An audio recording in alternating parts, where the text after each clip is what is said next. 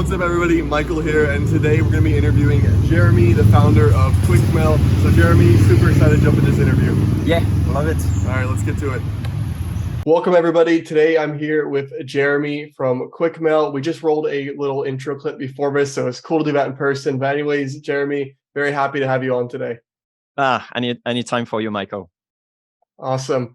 Well, I am really looking forward to talking to you. We've talked to a lot of agency owners, but we have not talked to any SaaS founders on the channel so far. So to go ahead and jump right in, okay, congratulations, first one. Do you want to give the quick overview of who you are and what QuickMail is? Sure. So it's funny you're mentioning, agency owners, because we do work with a lot of them. But yes, we're SaaS. So I'm Jeremy. I'm the founder of QuickMail.io. This is a SaaS product to do cold outreach at scale. I could be more explicit, but I think that's about it in the gist of it. Well, awesome. I think a lot of our listeners will already know QuickMail because whenever you read any blog article and top email sending tools, you have Lemlist, QuickMail, Instantly, ManyReach. And I think that's pretty much Woodpecker. Yeah. So there's a new one every week anyway, but it doesn't matter. We've been doing it for 8 years now. And hopefully you heard about us. If you didn't, then go to QuickMail.io and check it out for yourself. Yeah, we'll be linking that below. So you mentioned 8 years running this. A lot of the people listening to my channel are younger entrepreneurs. They're somewhere between 18 to 25. So 8 years in business, proportional to my audience, is actually kind of a long time. Like myself, I've been in business for 7 years and people think it's a long time, even though it's not. So how did you first get into this 8 years ago? Because cold email was not so much of a thing with influencers around it and people talking about it back then. Yeah, I actually kind of launched it with we had marketing automation. We didn't have sales automation. And I kind of needed the tool, so I built it. And it's funny because it was right at the time where 2 other competitors built it. Like you mentioned, Woodpecker, I think they also started around that, or Reply.io, one of those two anyway. And then we also had Outreach.io, which did very well, by the way. Kudos to them. We did a slightly different road, but that's really all 4 of us or 3 of us actually opened this market. It was pretty dope, honestly. It was pretty rad. But if you have asked me, 8 years ago, will you be still 8 years, doing QuickMail? I'd tell you no way, man. 8 years doing cold outreach, come on.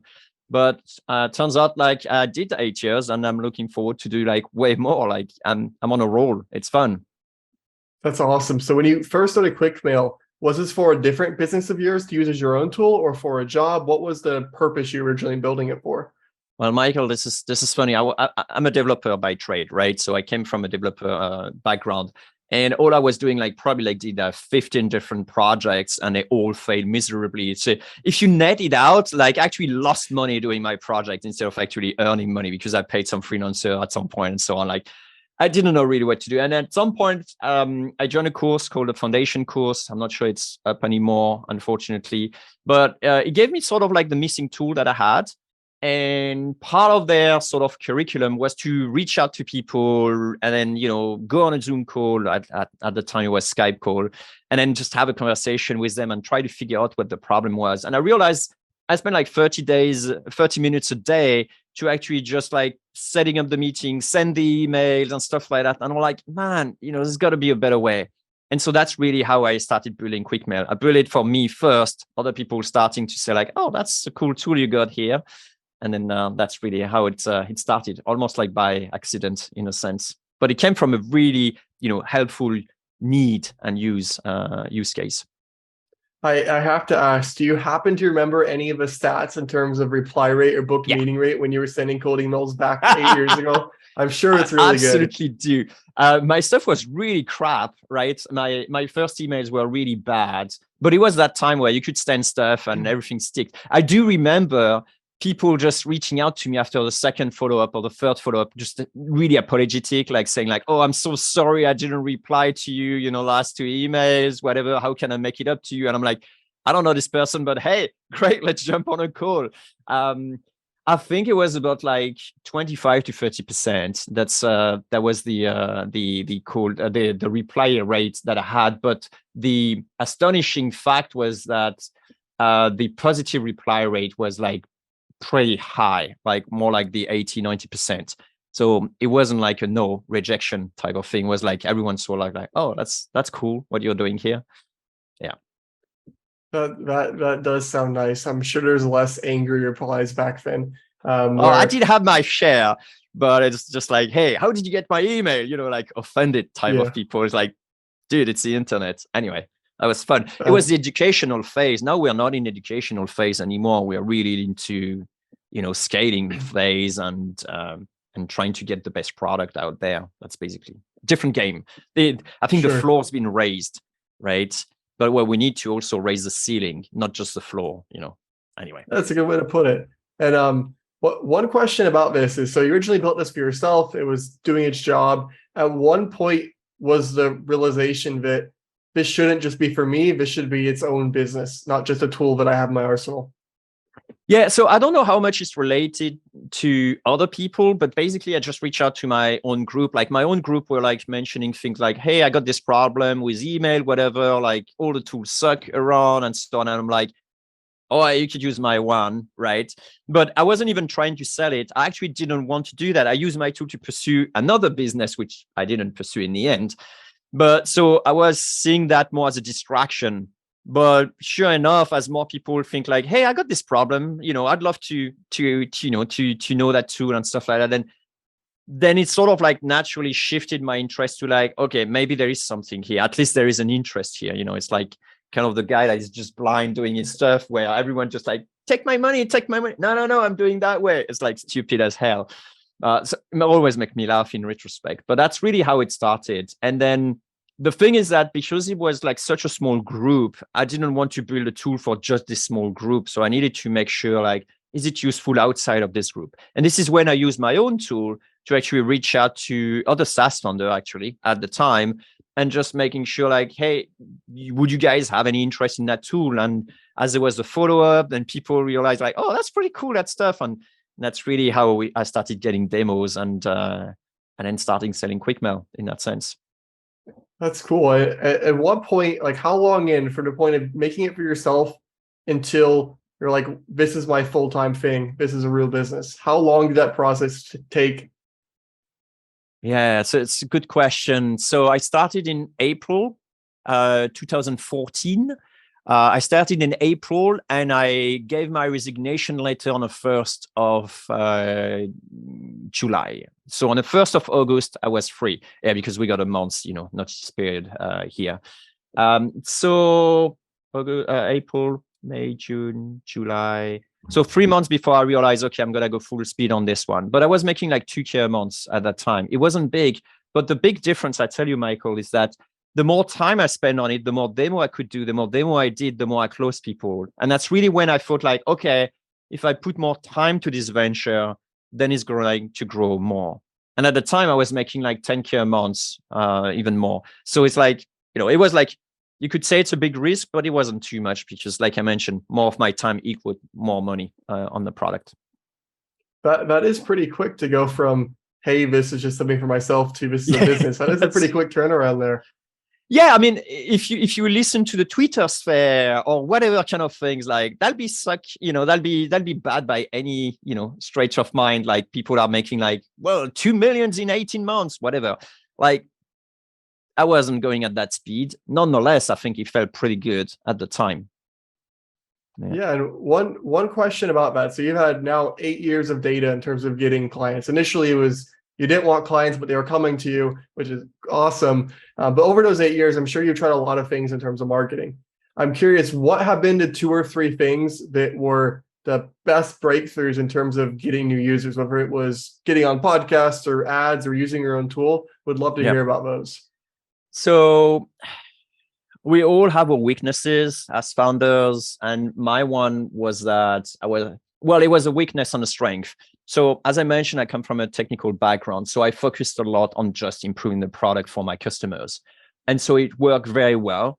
And it's like, I'm a big advocate of use your strength. So if your strength is in development, then go ahead and then build features for your paying customers, right? It's important. That small little thing is very important. If this is marketing, then go ahead and then do as much marketing as you can. If this is sales, then equally. So my strength was in development. So I jump on a call with someone, let's say, Michael, you jump on a call and say, oh, this is cool, but, it misses this and this. Then I will tell you, Michael, I tell you what, you pay me right now. I build you this feature this week. And if you don't have it by the end of this week, the product is free for you until you have this feature. Are you in? And then usually it's like, yeah, let's do it. And so that's how we did it. And then sure enough, the next day the feature was already done. And so blew their mind. It's always like promise less and deliver more type of thing. But that's really how I grew initially, by just adding new feature that people actually wanted or were hesitant before jumping into QuickMail. Again, it was more an educational market. Now it's not the case anymore. And but a few years down, I realized that actually now people don't even hear about QuickMail. So some of my competitors have been smarter and actually played a lot in the SEO world, and suddenly people didn't know about QuickMail. And so I jump with people on call. They never heard about QuickMail, even though we've been here for 6 years. And it's like that should not happen. And this is really where I figured, like, okay, we need to be more present online. And so that's where we started to also play a little bit of SEO. So I would say things change over the year. And now we are very well positioned. We're really a great tool when, for example, you have an agency and you're really looking to scale and have something solid, something robust, something that works and you can rely on. And so we play a slightly different game now. We position our product a little bit different and so on. On top of that, I kept on using my own product, like to do outreach. So obviously, I still run, cold outreach campaigns to some targeted agencies or some targeted, clients. That's basically how I roll right now. But if you have to consider one thing when you're starting, is like, do things that don't scale, things that will give you like, an edge that you won't be able to maintain in the future, because it's not about optimization, or when you have a low number of clients and customers. I really like how you were making features just for one person at a time, because it ties really well into the next topic, which is retention, because I talk a lot about acquisition on this channel. Yeah. That's what I specialize in. It's what I do for people. But at the end of the day, if you're burning bridges every month and you're never going to stack your recurring revenue, not building a real business. So obviously we talked about having a really big customer focus for your product. Have there been any other tips or tricks in terms of keeping your retention as high as possible? Obviously this is super important for software, as equally as important maybe for agencies, but I would love to hear some things you've implemented. Yeah, that's a great question, because way too many people just focus purely on acquisition and not necessarily nearly as much on retention. Well, if you think about it, retention is a lot about the quality of service you're receiving, right? So it has to have a match between what you're promising and what you're delivering. And I think it's the same, even if you're an agency owner, if you're promising, some great stuff and then people receive like that stuff, like they're not going to be very happy and they're going to churn. So you have to have a balance between what you promise and how you deliver. I like personally to over-deliver. So we don't promise a lot of things. You can look, it's not like super, the super massive, marketing stuff when it comes to acquisition, but we're trying to really deliver. So we have great support, like really high quality support. They're not trying to close your ticket. They're trying to solve your problem. Simple thing makes a huge difference.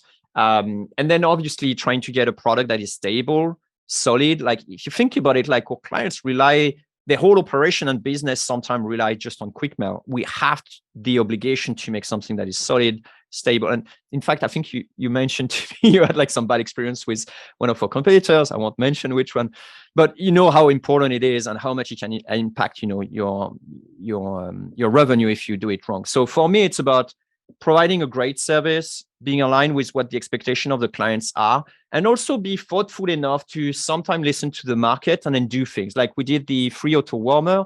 We just listened to the market. Like the market wanted to do that. It was a risk for us. We decided to do it. We did it. I'm very happy we did it. And because that's what the market was willing to get at the time. There is other stuff, and then we got R&D as well. Like, for example, we're going to introduce domain rotation as well as inbox rotation.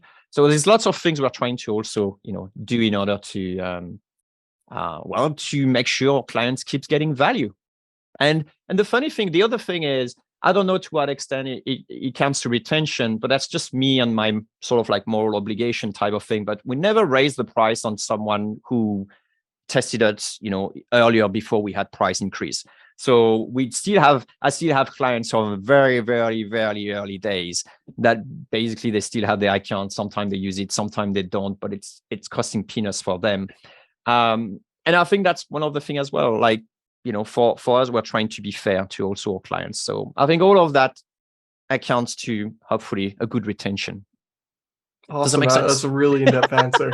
Yeah, that was great. And one question that brought up, but I wasn't planning on asking is, obviously you're a product guy, you're very interested in the customer, but you're also a CEO of a really fast-growing company. So I'm assuming there's obviously a balance there between I just want to work on my product all day and I have to lead a company. So I'd love to hear, what does your day-to-day look like? There's a lot of pieces. Yes, you're right. So sometimes it's difficult for me to explain. I think with an analogy, it's like, a juggler, it keeps on juggling with balls. And at the beginning, it's hard. There's some balls that falls on the ground and so on. But as you become better and better, then, hey, you can do some cool stuff. You can jump with, it becomes a bit more like that. So you have to be really good at, there's a transition at some point. Well, first of all, you need to care.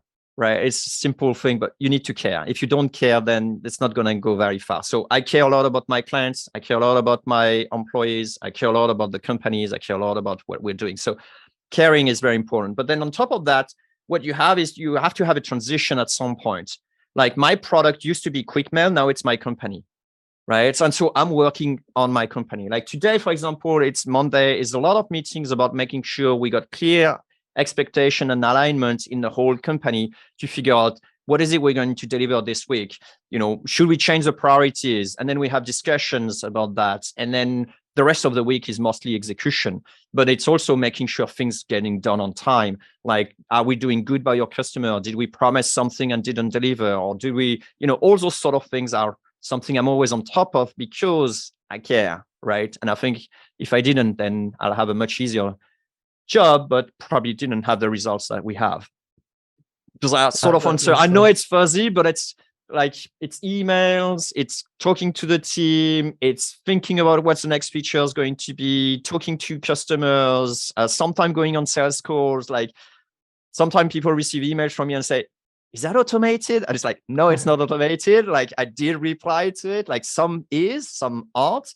But it's just it's just a thing. So yes, it's a lot of work on lots of it. But I'm having fun, Michael. If I didn't, then that'd be a different story. And if I'm correct, you also have a family too, right? That's right. I got 2 kids and a wife, and I do spend time with them too, from time to time. Juggling a lot of things, man. I don't even know. You're juggling the flaming torches. That sounds like a lot to keep up in there. That's right. That is right. Yeah. And I also managed to be able to travel sometimes where I had the great chance to meet yourself in flesh.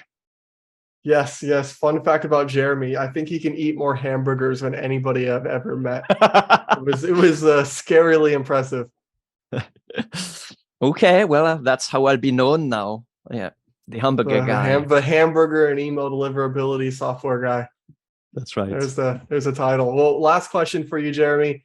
What is the goal of the company? Is it to make this the best thing ever for the next 20 years? Is the goal to build a portfolio of companies, to sell it? I would love to know what your personal goals are. Yeah, that's another great question. It's not always easy for people in my situation to have clarity on this, but I think I do. Exiting is not part of my plan. No, so I'll tell you the story. The story is simple. Is when I started working, I wanted to be able to work and no one be able to fire me, right? I wanted to be able to work past retirement. It was a time where a lot of mines were closing in France. And then people with 40 years old, 50 years old were like making redundant and no chance of finding another job. And I said, never to me. Like, I want to be able to work if I want to work. And so I managed to create QuickMail. I'm having a lot of fun with people, and hopefully, honestly, I don't really see any need to do anything else. Like a portfolio of company, maybe at some point my product won't be the company, but the portfolio of company, that's a possibility. But like, I think we're far from that, from where I stand. Like, this is not my goal. This is not what turns me on right now. My goal is really, how can we win at being the best cold email platform ever, on the market? That's what really gets me. And so, that requires to build a really great team and so on. And I'm still learning. As long as I keep learning, then I think there is no need for changing. So right now, not looking for exiting. Yeah, I mean, I'll be still here around for probably a long time. Like I mentioned at the beginning, I would have told you like 8 years on Quickmail, come on. And then 8 years later, I'm like, yeah, I could do easily 8 more years. Like, it doesn't matter to me anymore. You know what I mean? It's like my perspective really shift. It's a fun game. Learning a lot. I think that's what really matters. Doesn't matter what I work on. But right now, I'm pretty pumped of the team that I put in place and where we're at. So ask me again in a year or two, and maybe my answer will change. But so far, I think I'm pretty clear I'm going to stick around for a long time. We'll set a follow-up call for sure. But it is interesting to hear, because it does seem like, especially in the software space, the goal is normally an exit when I talk to someone. There's obviously nothing wrong with that. It just tends to be the goal. So it's interesting to see how you're super product and passion oriented on it, which it's cool to see. Yeah, that's right. Like, a lot of people, like, again, if you listen to the Twitter sphere, you're a loser if you stick on a business for more than a year. It's like, I don't think so. I think it's pretty cool and pretty rad. And you get to do some stuff you were not able to do. Like, I got to do some stuff, like we did like a team retreat in Bangkok, and we got like a photographer, like getting us like a video of us and so on. It's super cool. We would not have been able to do it like a couple of years ago, just because of budget, how it's working. So now I get to do more things, and it's fun. Like, yeah, I think money in itself, like exiting, is definitely not a goal for me. Like, it's cool to have money, but it's not the actual goal of it. Like, so yeah, I guess that's answer of a founder in a nutshell. But you're right, this is not the current narrative at the moment. But again, current narrative when I started is raise money. Like, I didn't raise money, and I'm so happy I didn't. And now the narrative is like, yeah, go bootstrap. Like, yeah, we've been doing that for a long time. And then the other thing was, oh man, what was it? Like, there's plenty of other, like, sort of like, I wouldn't say street myth, but like, hey, you should do X and Y and stuff. And we didn't. Like, hey, you should get everyone into the same office. Well, we're working 100% remote.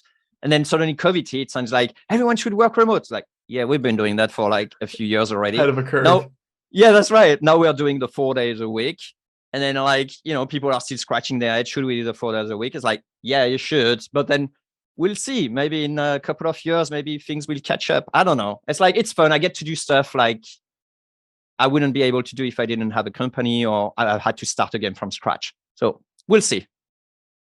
Well, it's interesting to hear your perspective. It sounds like you've been ahead of a curve. So I'll have to listen to what you're doing next. That way I'm up to date too, or not up to date, but ahead. Good stuff. Well, awesome. Jeremy, thanks for coming on. As a final note, I'll link Quickmail down below. Is there anything else you'd like me to link? Personal social media or any other cool links you want down there? No, the other funny thing, Michael, is that I don't have a big ego, in a sense. Like, I don't really care about my fame. So I started just to post a bit more so people know about Quickmail a bit more, because I think I got the duty as a CEO and founder to be sort of brand evangelist. But honestly, I don't care. It's like, so it's fine. Quickmail.io, go ahead, check it out. I think that's more than enough for me. I don't need anything else. Awesome. Well, Jeremy, thanks for coming on. Thanks, Michael. Pleasure to jam with you.